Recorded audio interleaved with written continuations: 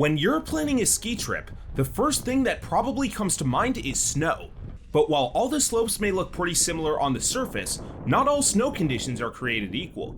Depending on your destination or just the luck of the draw, you can encounter all sorts of conditions, spanning all the way from waist-deep powder to trails that are nearly dirt patches. So what are the different types of snow conditions you can encounter at a ski resort? And how can you tell what the conditions are going to be like during your visit? Well, in this video, we'll go through the different types of condition ratings that are widely recognized in snow reports, as well as what it means for you when you see these ratings on your ski day. If you find this information helpful, be sure to like and subscribe and hit the bell so you don't miss any of our content. And if you haven't already, be sure to subscribe to our newsletter and follow us on Instagram, TikTok, and Twitter for crucial industry updates and other exclusive content you won't see in our videos. With that all being said, let's jump in. Before diving into the different types of snow conditions, it's helpful to understand exactly what a snow report is and the history of how it came to be in its current form. Even when the sport of skiing first took hold in the northern hemisphere in the early 20th century, it was clear that snow conditions, weather, and trail open statuses would vary depending on the day, and that there was a need to convey this information not just for safety reasons, but also to attract tourists. Initially, these reports came through daily radio announcements, paper pamphlets, and word of mouth, but as time and technology progressed, they eventually moved onto digital, online accessible reports. In today's world, most ski resorts provide real-time conditions updates, making it possible to understand the conditions at a mountain on a live basis. Rather than providing just one condition rating for the slopes, North American snow reports often have two ratings: primary and secondary surface conditions. Primary condition reports give the reader a sense of the most common snow condition, often on more than half of the terrain, while secondary condition reports give the reader a sense of conditions that may be found on a significant minority of slopes. If conditions are extremely consistent across the whole mountain, primary and secondary condition statuses may be the same, or a secondary surface may be omitted altogether. This report structure has helped skiers and riders quickly pinpoint essential condition information on the mountains for decades. So now that you know what a snow report is, what are the different ratings you'll see on them, and how do you read them?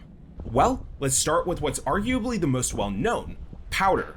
If you were to ask the majority of skiers and riders what their favorite type of snow condition is, they would probably say it's this one. Seeing powder as the primary surface condition in a snow report typically means a significant amount of recent snowfall, typically within the last 24 hours, and snow conditions that allow for deep turns and supremely smooth gliding. An untracked powder run is like hitting the jackpot, with conditions that often feel like you're floating on top of the snow. So why are powder conditions so great? Well, powder is made of loose ice crystals that are lightly compacted together, which provides a friction that denser conditions don't, and in the process makes skiing or riding on this surface so floaty and forgiving. For many experienced winter sports enthusiasts, the airy and even pillowy consistency of the best powder allows for confidently tackling aggressive slopes with significantly less consequence than in typical conditions. Ever seen any extreme skiing videos on YouTube? Chances are the athletes waited for this type of condition to attempt their line. With this all being said, powder consistency often does vary by region. While conditions might be light and dry in some areas, powder can also be wet and heavy, with the outside temperatures and humidity of the air playing a significant impact on the quality. Wetter and heavier storms tend to take quite a bit more effort to ski or ride through than their drier and lighter counterparts, and as a result, are often less enjoyable. Some resorts do use a distinct wet powder rating to distinguish heavier consistency snowfall, but unfortunately, this is not universally the case, and resorts often only convey whether the powder is present or not. It's also worth noting that while powder is often an experienced skier or rider's dream, it can be quite difficult to ski through as a beginner, no matter how dry or heavy it is. Powder conditions require substantial energy exertion compared to a traditionally maintained ski slope, and to make matters even worse, the thin, heavy skis that come with the standard beginner rental package are just about the worst skis out there for floating in powder. In fact, rental shops will often have beginners returning their equipment earlier on powder days than in any other condition due to these circumstances. For those unfamiliar with these types of conditions, it may be worth picking up some wider and softer skis to make it easier to turn in deep snow, and perhaps taking a lesson as well. But while these conditions can be uncomfortable at first, they're still among the safest and most forgiving to learn in, and once you get the hang of it, it's hard to give up the thrill of skiing or riding conditions like this. In North America, powder is most commonly found in the Rockies, the West, and occasionally in parts of the Northeast.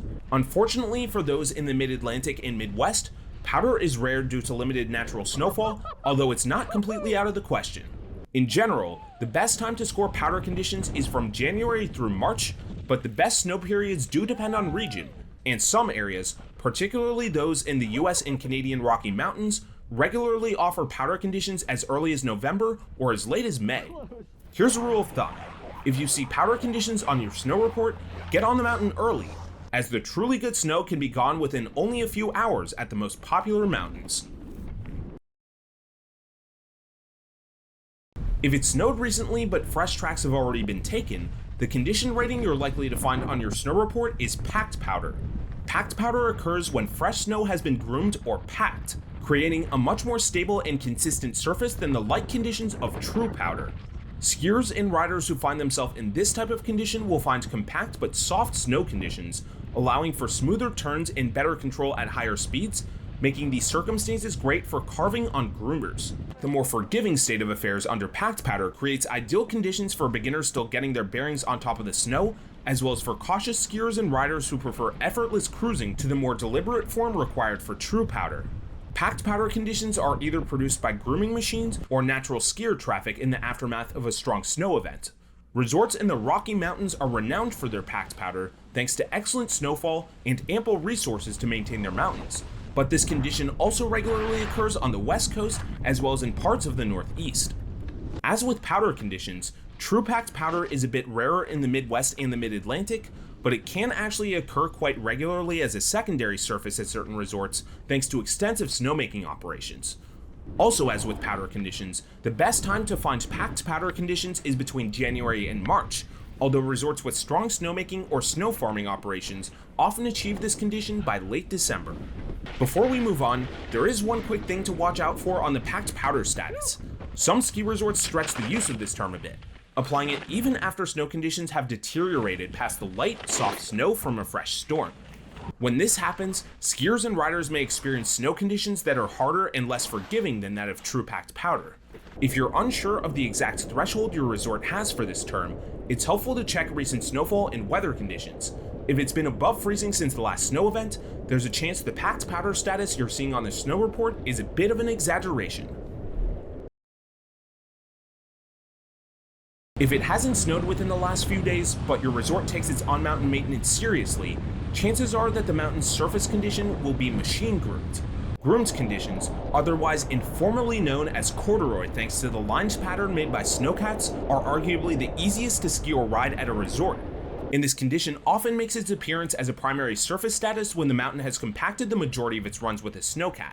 The smooth and flat slopes of groomers lead to strong edge control, which allows skiers and riders to build up serious speed and carve sharp, wide turns.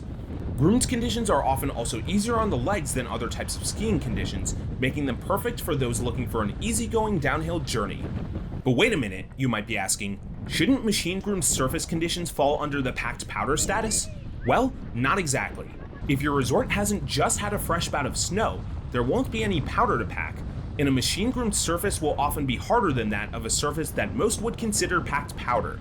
In that vein, the machine-groomed surface status is a lot broader than the other conditions we've covered so far, and it can cover snow conditions ranging from decent to mediocre, so long as the snow is spread out by a groomer. While some resorts may use the machine-groomed status to advertise that they've groomed most of their runs, others will use it to convey that the groomers are the only feasible trails to ski or ride at the resort.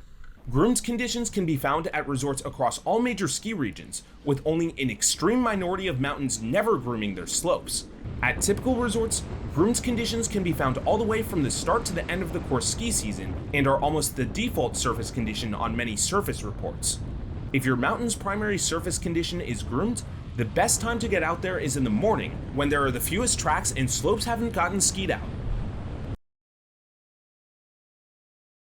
Next up, we move to the first surface rating that you'll find under what many would call unfavorable weather conditions, hardpack.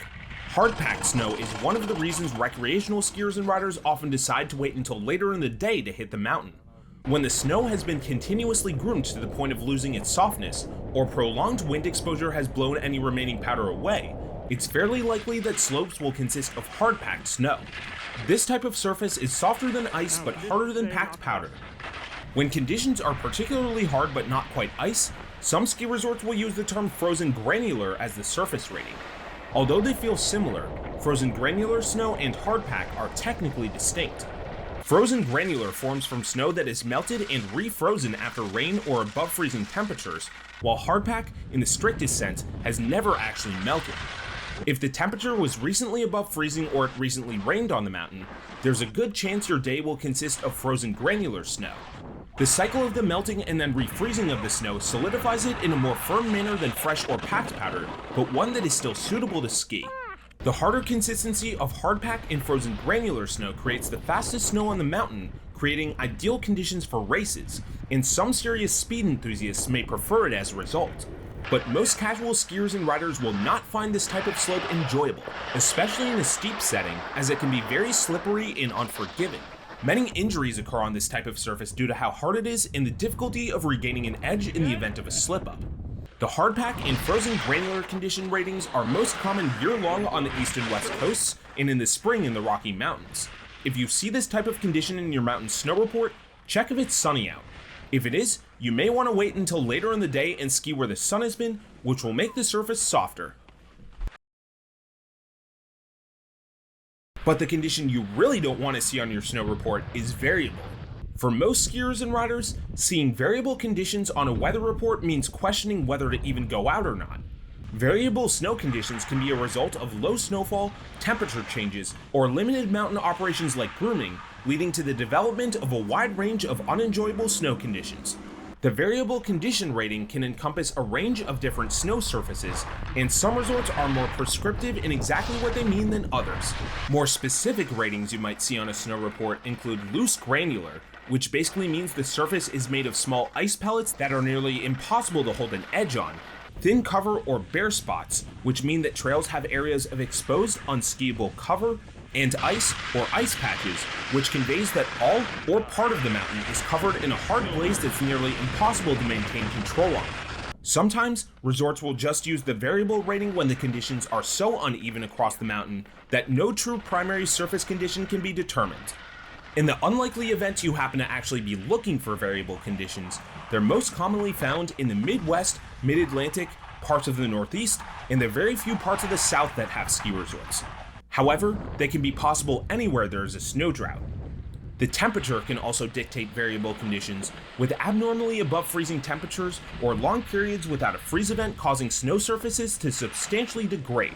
To avoid variable conditions, plan trips to areas with heavy snowfall or well-maintained mountains during the core winter season, which typically ranges between January and March in most North American regions.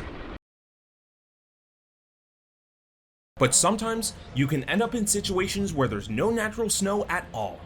In the early parts of the ski season, you can experience a mountain that's held down exclusively by man-made snow, hence the artificial conditions rating.